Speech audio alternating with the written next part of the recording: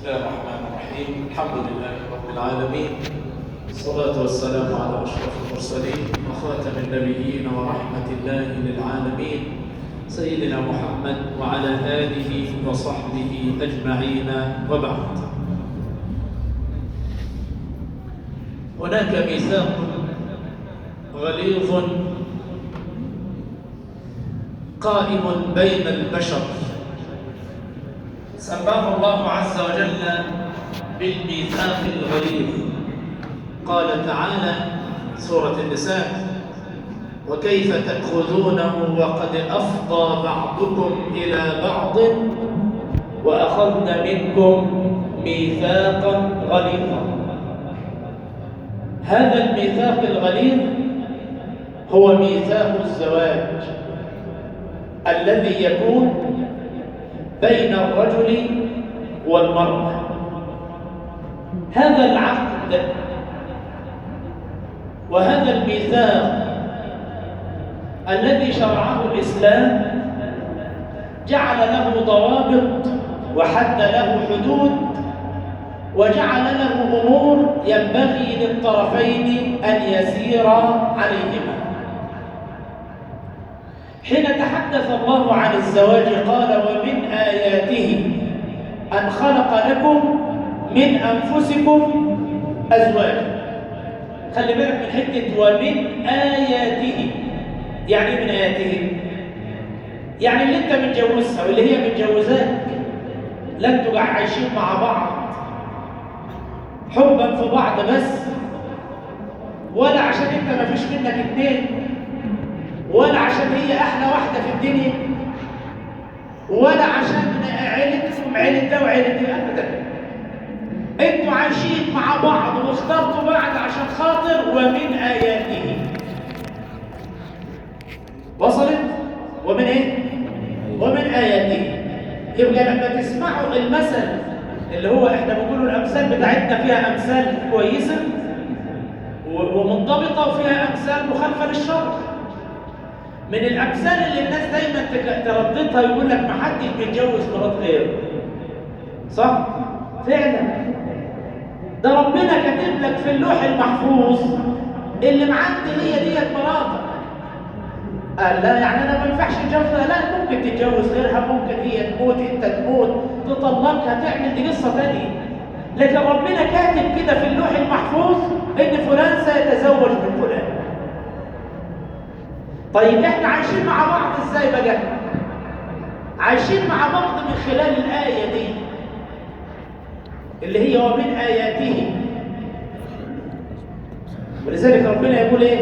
وجعل لتسكنوا إليها وجعل بينكم مودة ورحمة. المودة والرحمة، المودة اللي هي المحبة، والرحمة بقى اللي هي بتتمثل في حسن العشرة. شوف ربنا يقول ايه؟ ربنا دايما نفتكر كلمة الشيخ الشعراوي وهو بيفسر القرآن بيقول ايه؟ عجبته آية فبيقول ايه؟ ده مش نص كلام.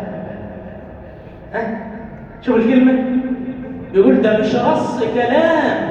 القرآن ده مش نص كلام، تنزيل من حكيم حميد.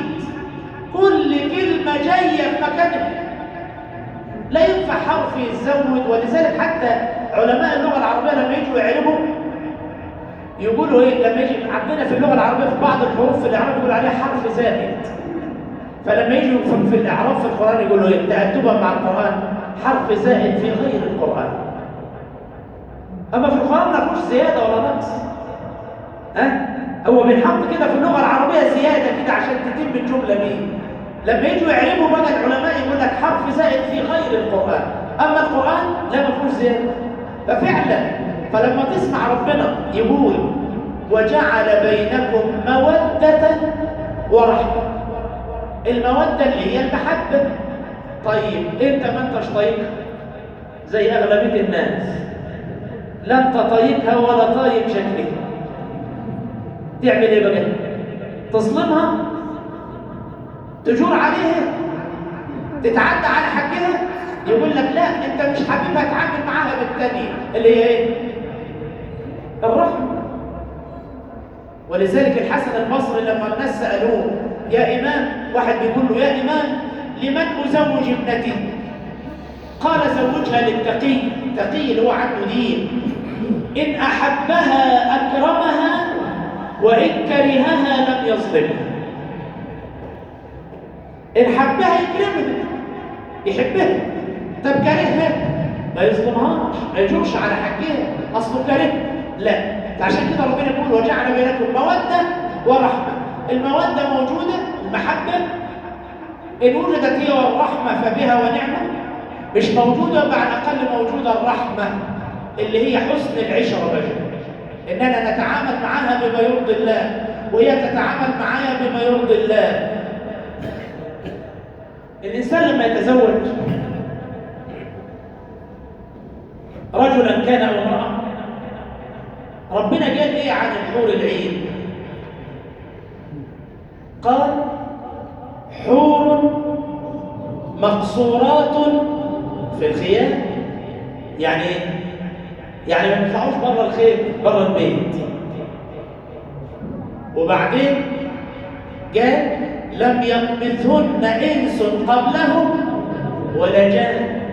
لا اتجوزت لا من بشر ولا من جن ولا حد عاشرها قبل زوجها في الجنه.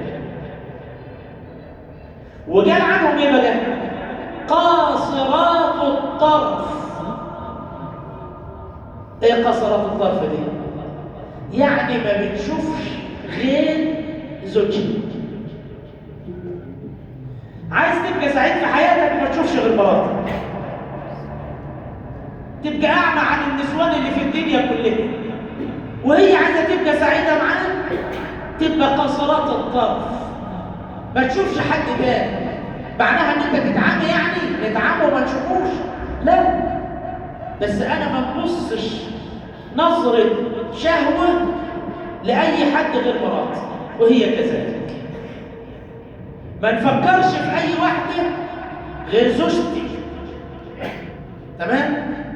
طبعا احنا اليوم الان مصابين بامراض كثيره جدا في المجتمع، ويمكن 90% منها سببه المحمول اللي في جيوبنا ده، المحمول اللي احنا بنستخدموه حتى في رمضان اكثر من المصحف،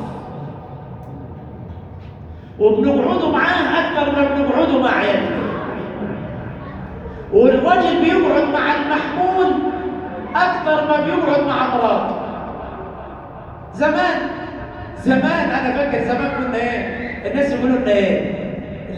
الناس المتدينه والمتشدده يقول لك يا عم الشيخ انا بشوف نشر 9 والمذيعه اصلها ملابسه. نشر 9 ايه؟ ده دلوقتي بقت نشر 24. ان فتحت التليفون نشر 9 موجوده واحسن من نشر 9، والمسلسلات والافلام، وكل ما تعمل بصبعك كده حركه واحده كده تشوف اللي انت عايزه. قال لا، ايه اللي بيحصل؟ ويبدا الانسان يقارن بقى، يبدا يقارن بين الست اللي في المسلسل عماله تقول احلى كلام غرام لجوزها، واللي معاه يقول لها وحشتني، تقول له الله يكرمك ربنا يخليك، ويقارن ويبص لشكلها ولبسها، ويرجع يبص كده على مراته وهي لابسه عبايه البيت وطول النهار عماله تكنس وتمسح وتعمل. يقول لك شوف اللي بيحصل فينا. طب انا اقول لك على حاجه بقى، 99% مننا لو نسوانهم بيتعامل فيهم في الكوافيرات زي اللي بيتعامل مع الممثلين هيبقوا احلى منهم. والله العظيم لو تشوفهم بينعمل فيهم ايه، بينعمل لهم اعاده تدوير. عارف الزباله لما تدخل واخد بالك وتقعد تنفرم كده عشان تنعمل حاجه ثانيه، هم كده. انا بقول لك يا اخي ده طالعه حلوه خالص، ما هي طالعه حلوه خالص من بقى لها 3 ساعات بتتصنفر. اما اللي عندك غلبانه جت قعدت على الفطار ولقيت الاكل مش عاجبك ولا الاكل بارد بتفضح الدنيا، صح؟ واخد بالك؟ اللي لقيت الولد مش نظيف ومش مغسول له ومش متغير له تعمل فضيحه. إن رجعت لقيت البيت مش مترتب تعمل مشكله. يبقى خلي بالك، انا بنكرر لو كل واحد فينا ما شافش غير مراته هيبقى أسعد واحد في الدنيا، ولو كل زوجة ما شافتش غير ألا زوجها هتبقى أسعد حياة الرجال والنساء المسلمين، الزواج الإسلامي. لكن ده ما يمنعش إن في حقوق على الرجل وحقوق على الست. في حاجات مطلوبة من الراجل وحاجات مطلوبة من الست، حاجات تتماشى مع طبيعة الرجل وحاجات تتماشى مع طبيعة المرأة. ده إن شاء الله نتعرف عليه في لقاء قادم بمشيئة الله تعالى. قوموا إلى الصلاة يا محمد.